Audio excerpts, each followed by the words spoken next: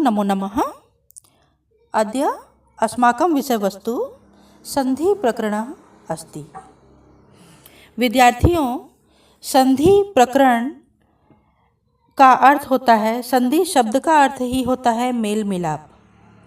जिस प्रकार से दो व्यक्तियों के बीच में मेल मिलाप होता है तो उसको मिलना कहते हैं, लेकिन जब दो वर्णों में मेल मिलाप होता है, दो वर्णों में आपस में समझौता होता है, तब वह होता है संधि, जिसका हम अभी अध्ययन करना चाह रहे हैं। संधि होने पर कभी कभी पूरा शब्द बदल जाता है और शब्द के अर्थ में काफ़ी अंतर आ जाता है, और यह अंतर किन नियमों के तहत आता है, इसका अध्ययन हम संधि में करेंगे। जैसे कि एक उदाहरण देख लीजिए, सुर धन इंद्र, और जब ये मिलकर बनेंगे तो हो जाता सुरेंद्र। एक ही मात्रा आ गई, वो कैसे आई यह हम अभी देखेंगे। भो धन अति तो भवती, ये भवती कैसे हो गया ये हम देखेंगे। उसी प्रकार से वने धन अस्ति, अब वने अस्ति में एक अवग्रह चिन्ह दिख रहा है, ऐस का चिन्ह, ये अपने आप कहाँ से आ गया। इन नियमों का उल्लेख जो है वह हम संधि में देखेंगे।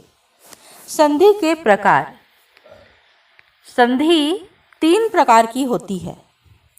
सबसे पहला अच संधि, जिसे हम संस्कृत भाषा में अच कहते हैं और हिंदी में स्वर संधि भी कहते हैं। दूसरा हल संधि, जिसे हम हिंदी में व्यंजन संधि कहते हैं। और तीसरा होता है विसर्ग संधि। सबसे पहले हम अच संधि का विश्लेषण करेंगे, जो 9वीं कक्षा के कोर्स में व्यापक रूप में है, और हल और विसर्ग संधि जो है कक्षा 10वीं के कोर्स में है। स्वर संधि अर्थात अच संधि का मतलब क्या होता है, दो स्वरों के मध्य होने वाली संधि को अच संधि कहते हैं। इसके 8 भेद होते हैं: दीर्घ, गुण, वृद्धि, यण, अयादि, प्रकृति भाव, पूर्व रूप और पर रूप। सबसे पहला है दीर्घ संधि। दीर्घ संधि में दो समान जाति के स्वर वर्ण जब मिलते हैं तो दीर्घ वाला रूप हो जाता है। समान जाति कहने का मतलब क्या होता है, जैसे कि ह्रस्व अ और दीर्घ आ, ये दोनों समान जाति के होंगे, तो इन लोगों का किसी भी प्रकार से मेल हो, चाहे दोनों ही तरफ ह्रस्व अ हो, चाहे दोनों ही तरफ दीर्घ आ हो, या एक तरफ ह्रस्व अ हो, एक तरफ आ हो, या एक तरफ में दीर्घ आ हो और दूसरी तरफ में ह्रस्व अ हो। इन चारों ही कंडीशंस में दीर्घ वाला हो जाता है, माने आ की मात्रा लग जाती है। और ये तो हुई एक जाति की बात। इसी प्रकार से ई की जाति, ऊ की जाति और री की जाति, इन सभी में जब अपने समान जाति से मेल होता है तो वे वर्ण जो हैं वो दीर्घ स्वर संधि के आधार पर दीर्घ वाले हो जाते हैं। यथा हिम धन आलयः।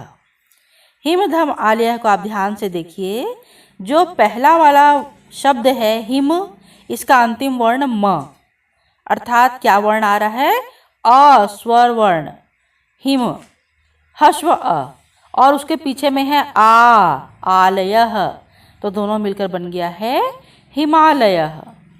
दूसरा धन अर्थी, यहाँ पे दोनों ह्रस्व अ हैं, धन न में भी अ और उसके पीछे भी ह्रस्व अ, तो जुड़कर बनेंगे धनार्थी, या की मात्रा। विद्या धन अर्थिनः, विद्या का अंतिम वर्ण जो है आ है, दीर्घ आ, और उसके पीछे में जो वर्ण है उसका प्रारंभिक वर्ण है अ, तो ये मिलकर भी क्या बन गए हैं, आ की मात्रा, विद्यार्थिनः। विद्या धन आलयः, इस उदाहरण में दोनों ओर ही दीर्घ आ है और वो जुड़कर बन गए हैं आ की मात्रा। ठीक इसी प्रकार से ई के भी उदाहरण हैं, जहाँ पे छोटी ई और बड़ा ई एक दूसरे से मिलकर बड़ी ई बन रहे हैं। 4 प्रकार से मेल हो सकता है उनका। रवि धन इंद्र रवींद्र, कवि धन ईश्वर कवीश्वर, देवी धन इच्छा देवीच्छा, रजनी धन ईशः रजनीशः। इसमें एक तरफ कहीं पर छोटा ई है तो कहीं पर बड़ा ई है, दोनों आगे पीछे कहीं पर भी सेट हैं, लेकिन हाँ दोनों ही क्या हैं, ई ही हैं, यानी समान जाति के वर्ण ही हैं। ठीक उसी प्रकार ऊ का भी होगा। छोटा ऊ और बड़ा ऊ 4 प्रकार से मिल सकते हैं और चारों में ही बड़ा ऊ आता है रिजल्ट में। सु धन उक्ति सूक्ति है, भानु धन ऊर्जा भानुर्जा, वधु धन उत्सव वधुत्सव, भू धन ऊर्ध्वम भूर्ध्वम। ठीक उसी प्रकार री का भी होता है। जब री से ही मिलता है तो वह अर हो जाता है बड़ा वाला। पितृधन ऋणम पितृणम, पितृधन वृद्धि पितृद्धि, पितृधन ऋणम, मातृधन ऋणम मातृणम।